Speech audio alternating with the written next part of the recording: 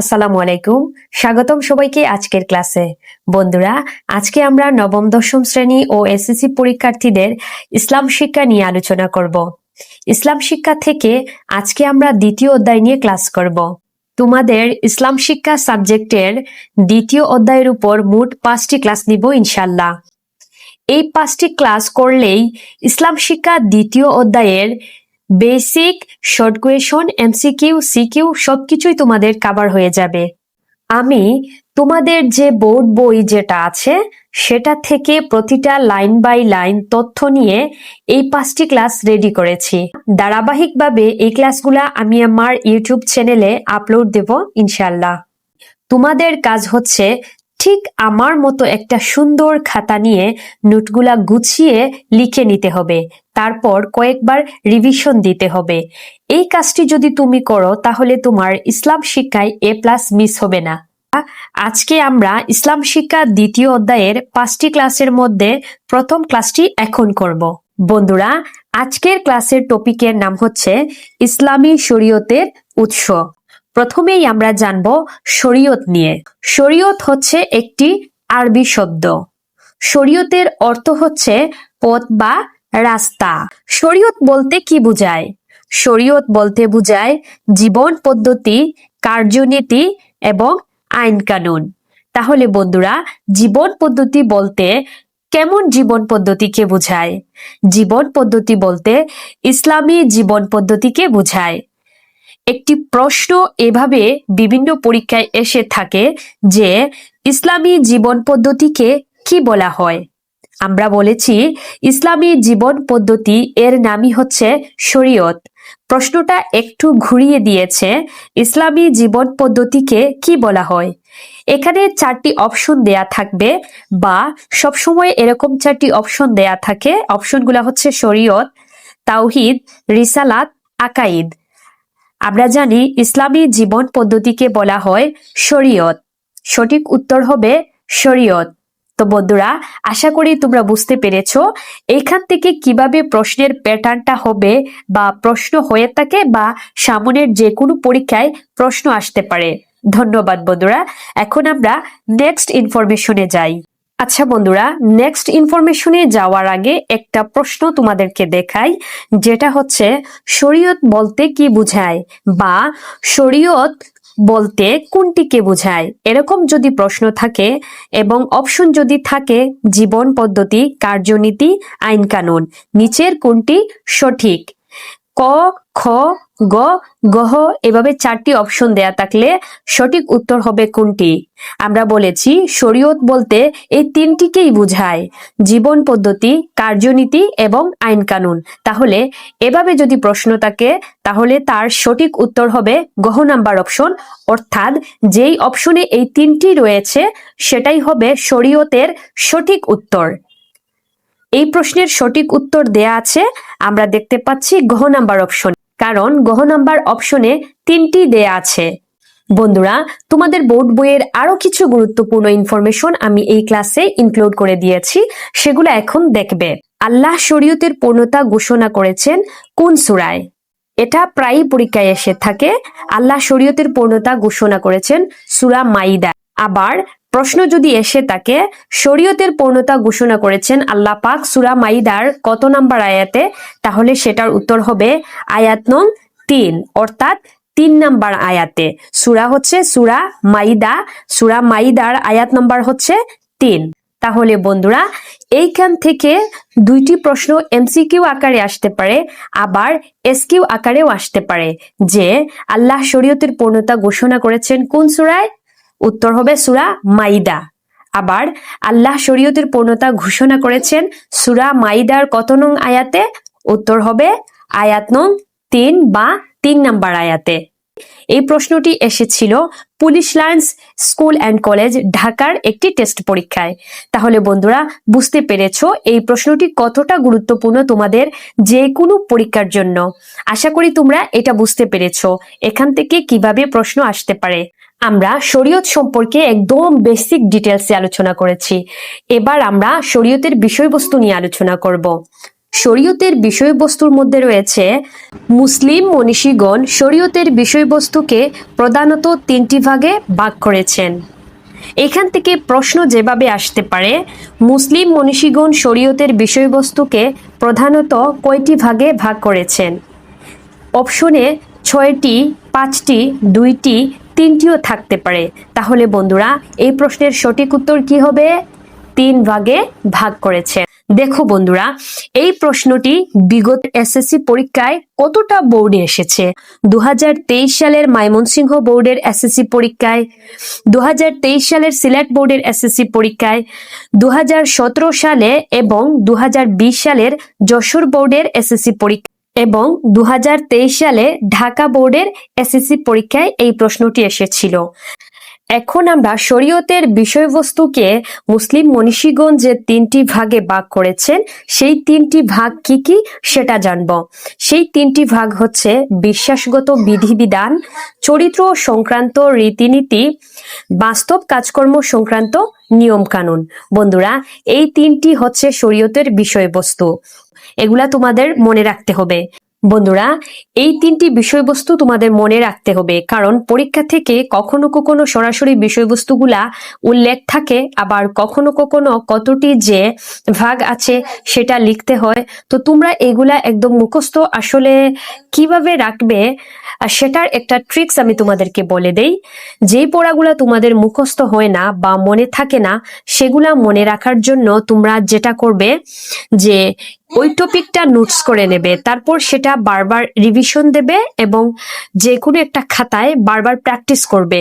এইভাবে যখন তোমরা প্র্যাকটিস করবে, রিভিশন দেবে, তখন দেখবে যে বারবার রিভিশন এবং বারবার লেখার কারণে তোমাদের ওই প্রশ্নটা একদম মাথায় গেঁথে গেছে।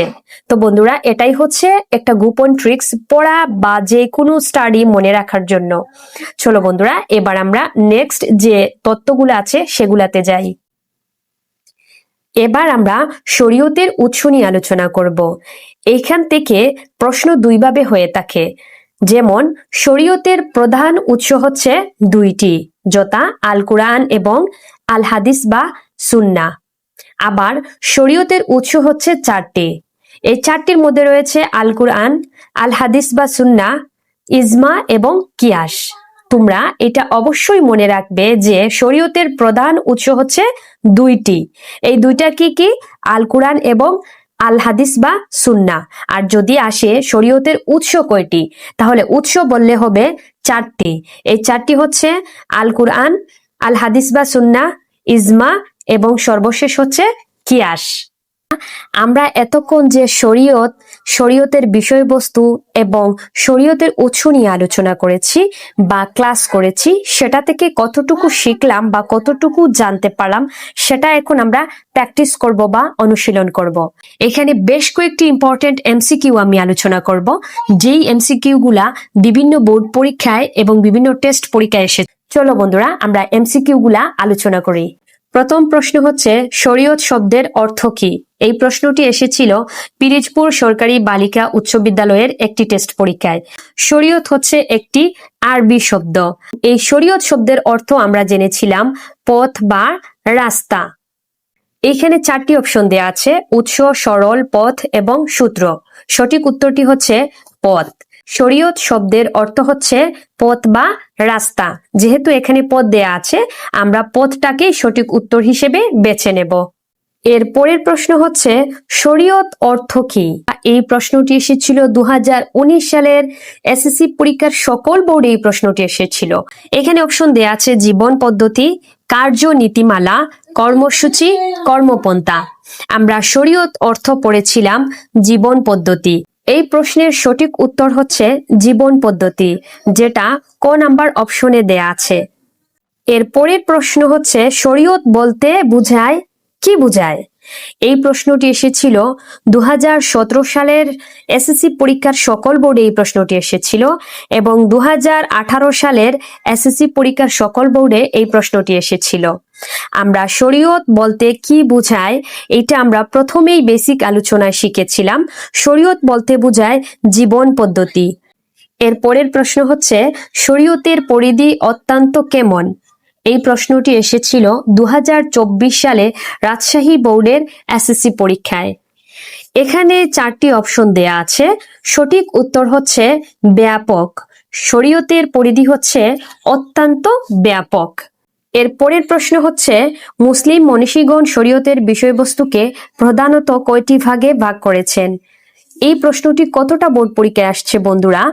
দেখো তোমরা, ঢাকা বোর্ডের 2023 সালের এসএসসি পরীক্ষায়, 2017 সাল, 2020 সালে যশোর বোর্ডের এসএসসি পরীক্ষায়, 2023 সালের সিলেট বোর্ডের এসএসসি পরীক্ষায়, 2023 সালে ময়মনসিংহ বোর্ডের এসএসসি পরীক্ষায় এই প্রশ্নটি এসেছিল। যে বেসিক আলোচনায় আমরা বলেছিলাম মুসলিম মনীষীগণ শরীয়তের বিষয়বস্তুকে প্রধানত 3টি ভাগে ভাগ করেছেন। সঠিক উত্তর হচ্ছে ঘ নাম্বার অপশন, 3টি ভাগে ভাগ করেছেন।